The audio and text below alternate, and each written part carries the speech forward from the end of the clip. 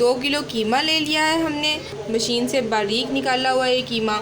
और इसके साथ अब हम ले लेंगे प्याज। तो ये देखिए मीडियम साइज़ के 4 से 5 अदद मैंने प्याज ले लिए हैं। इनको हम छील लेंगे और ग्रेट कर लेंगे। प्याज़ों को ये देखिए मैंने बड़ी अच्छे तरीके से ग्रेट कर लिया है। और ग्रेट करने के बाद इसके अंदर बहुत ज़्यादा मॉइस्चर आ जाता है, इसका अपना पानी होता है प्याज का।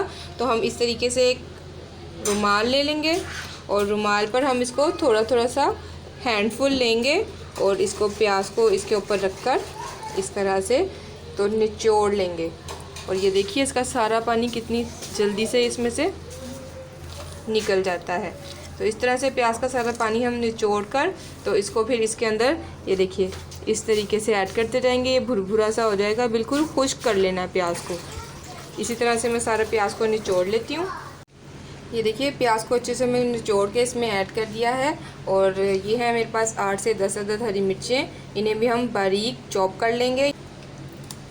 मिर्चों को हमने बारीक पीस लिया है। और इसके साथ मैंने एक टमाटर लिया था जो कम जूसी होता है, इसके हमने बीज रिमूव कर दिए हैं। और बाकी जो इसका पार्ट है उसको भी हमने इसके साथ में पीस लिया है, इसको भी हम इसमें ऐड कर देते हैं।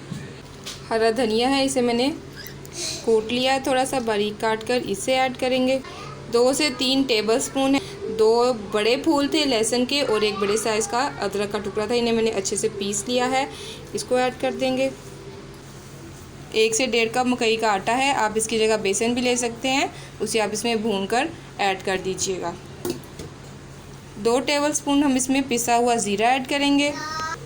2 से 3 टेबल स्पून साबुत धनिया है, ये इसे मैंने थोड़ा सा भूना है और फिर से हल्का सा दरदरा सा कूटा है, इसे ऐड कर देंगे। 2 से 3 टेबल स्पून की जितनी हम इसमें ऐड करेंगे लाल मिर्च पाउडर, क्योंकि ये 2 किलो कीमा है तो इसके हिसाब से हम इसमें मसाले ऐड करेंगे। स्पून ही हम इसमें नमक ऐड करेंगे, 1, 2 और 2.5 मैं इसमें भी ऐड कर रही हूँ। और बाद में फिर हम इसको चेक मज़ीद ऐड करने की ज़रूरत होगी तो ऐड कर लेंगे। 1 टेबल स्पून गरम मसाला पाउडर ऐड करेंगे। 1/2 टेबल स्पून हल्दी पाउडर ऐड करेंगे। हैंडफुल हमने ले लिया है अनारदाना, आप चाहें तो इसे पीस के भी ऐड कर सकते हैं, इसका पाउडर भी मिलता है वो भी ऐड कर सकते हैं। और अगर आपको इसी तरह पसंद हो तो हैंडफुल इसमें हम अनारदाना डाल देंगे। मैंने इसमें 1/2 कप मैदा भी डाल दिया है, मैं इसे छान कर डाल रही हूँ। अगर आपको लगे कि आपका मिक्सचर थोड़ा सा सॉगी है, थोड़ा सा इसमें नमी महसूस हो रही है, तो फिर आप इसके अंदर मैदा डाल सकते हैं या फिर आप इसमें ब्रेड क्रम्स भी डाल सकते हैं, इससे इसमें बहुत अच्छी बाइंडिंग हो जाती है। 1 अदद अंडा हम इसमें ऐड कर देंगे। देखिए मैंने 8 से 10 मिनट तक बहुत अच्छे तरीके से इसको गूंदा है और इसकी शक्ल देखें कैसी हो गई है। इस तरह की स्टिक्स ले ली हैं, आप कोई भी वुडन स्टिक्स या कोई भी आपके पास इस तरह की चीज़ हो आप वो घर में यूज़ कर सकते हैं। और थोड़ा सा हम ले लेंगे हाथ में इसको कीमे को, इस तरीके से हाथ में पहले हम इसको थोड़ा सा दबाकर इसका गोला बना लेंगे ताकि इसमें बाइंडिंग आ जाए अच्छे से। और फिर उसके बाद ये थोड़ी पतली स्टिक है इसलिए मैंने 2 ले ली हैं, आपके पास कोई इस साइज़ की चीज़ हो तो आप उसे यूज़ कर सकते हैं, या फिर कोई सीखें जो होती हैं कबाबों वाली अगर आपके पास वो हो तो ज़्यादा बेहतर है। इसके ऊपर हम इसको लगा देंगे और अच्छे से इसको हम सेट कर लेंगे हाथ से दबाकर। इसकी जगह आप पेंसिल का भी यूज़ कर सकते हैं जो कि हर घर में मौजूद होती है। और अच्छे से इसको हम इस तरीके से सेट कर लेंगे और फिर इसमें से हम स्टिक्स को निकाल लेंगे। और ये कबाब देखिए इसमें हमने इस तरीके से इसलिए स्पेस रखी है ताकि ये अच्छे से अंदर तक कुक हो जाए। और इस तरह से हम इनको निकाल कर ट्रे में लगाते जाएंगे और सबको हम इसी तरीके से तैयार कर लेंगे। सारे कबाब इस तरीके से मैंने ट्रे में लगाकर फ्रीज़र में डाल के फ्रीज़ कर लिए हैं। और उसके बाद मैंने एक डब्बा लेकर, कोई भी आप टिफ़िन वगैरह बड़े साइज़ का ले लीजिए और इसके अंदर आप शीट लगाइए। इस तरीके से मैंने इसमें शीट लगा ली है और इसके ऊपर सारे कबाब रख कर इसको इस तरीके से ऊपर डाल दीजिए। और एक के बाद एक जितनी भी आपके पास स्पेस हो आप इस डब्बे में ये कबाब रखते जाइए फ्रोज़न। इसे इस तरीके से सारे फ्रोज़न कबाब हम इसमें रखते जाएंगे और उसके ऊपर शीट को ओवरलैप करते जाएंगे और इस तरीके से हम इसको कवर करके फ्रीज़र में रखेंगे। और जब भी ज़रूरत होगी हम इसको निकाल कर डायरेक्ट गर्मा गर्म तेल में फ्राई कर लेंगे और बहुत दिन तक आप इसे बनाकर रख कर खा सकते हैं। कबाब के कीमे में 20% चर्बी भी डलवाइए ताकि जो कबाब हैं वो सॉफ्ट एंड जूसी बने और बहुत ज़्यादा टेस्टी भी बनते हैं। और जब कीमे में तमाम अज़ा मिक्स करके हम उसे 8 से 10 मिनट तक भून लेते हैं तो उसके बाद उसको लाजमी 1 से 2 घंटे का रेस्ट दीजिए सेट होने के लिए, और उसके बाद ही इनके कबाब बनाइए। और कबाब बनाकर इनको फ्रीज़र में रखकर आप चाहें तो मेरी तरह जैसे मैंने फ्रीज़ किए हैं आप फ्रीज़ कर सकते हैं।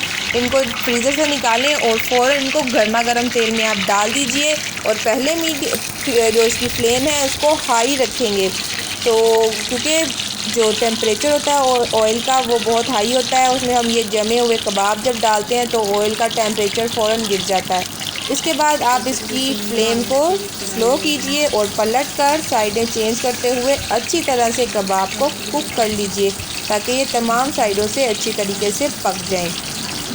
आप चाहें तो इसका जो कबाब का कीमा हमने तैयार किया था इसमें आप कोयला रखकर किसी पुरानी रोटी के टुकड़े पे या ब्रेड के टुकड़े पे या किसी मेटल के बर्तन में आप कोयले को जलाकर इसमें रख लीजिए और ऊपर से उस पर तेल डालकर उसको ढक्कन से कवर कर दीजिए ताकि उसमें स्मोकी फ्लेवर आ जाए।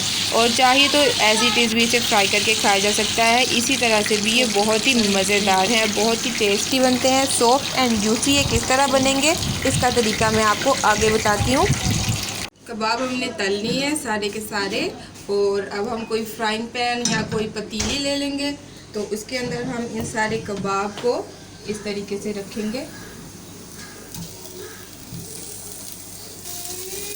सारे कबाब हम लगा देंगे किसी बर्तन में, पतीली में या पैन में, और इसके अंदर हम डाल देंगे पानी का एक छींटा इस तरह से। तकरीबन मैंने 2 दफ़ा हाथ में पानी भर के इसमें डाल दिया है, और ऊपर से हम इस पर ढक्कन लगाएंगे।